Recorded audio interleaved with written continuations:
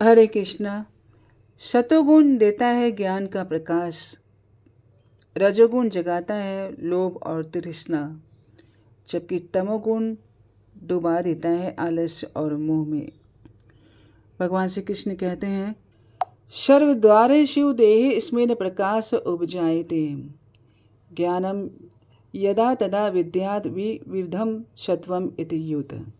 जब मनुष्य के शरीर के सभी द्वार, इंद्रिय द्वार ज्ञान के प्रकाश से आलोकित हो जाते हैं, तब समझना चाहिए कि उसके भीतर सतोगुण की वृद्धि हुई है।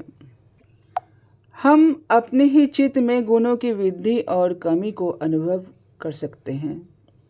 भगवान यहाँ बता रहे हैं कि सतोगुण बड़ा है या नहीं, इसे कैसे पहचाना जाए।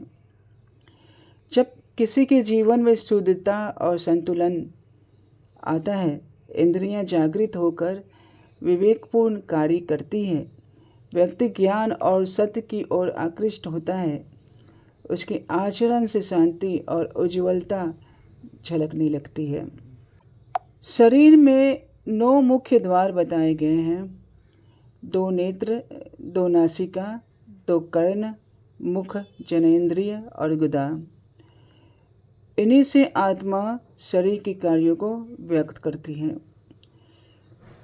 ध्यान देने की बात है, सिर के ऊपर शिखा प्रदेश के पास ब्रह्म रंध्र का उल्लेख आता है, जहाँ से योगियों के प्राण निकलते हैं। यह अत्यंत सूक्ष्म है और सामान्य 9 द्वारों में इसे गिना नहीं जाता।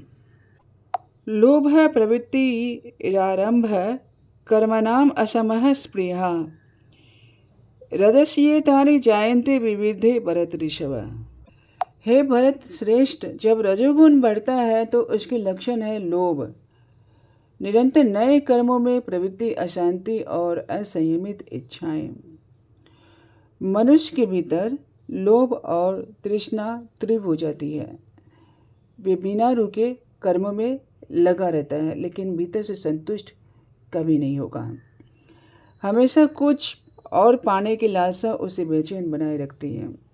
समाज में प्रतिष्ठा, धन और मान की इच्छा उसे प्रेरित करती है।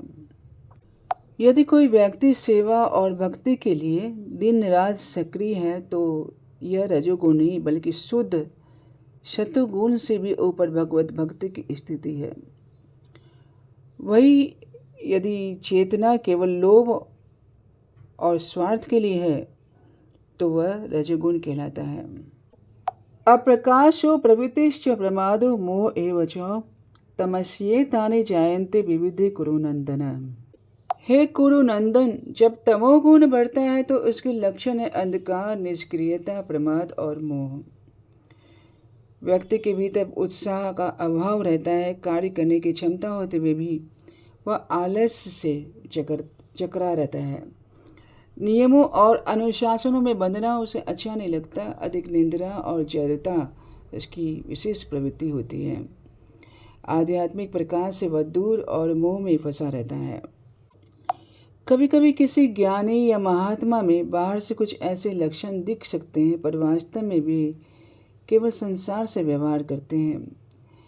भीतर से वे तीनों गुणों से परे शुद्ध सत्व में स्थित रहते हैं।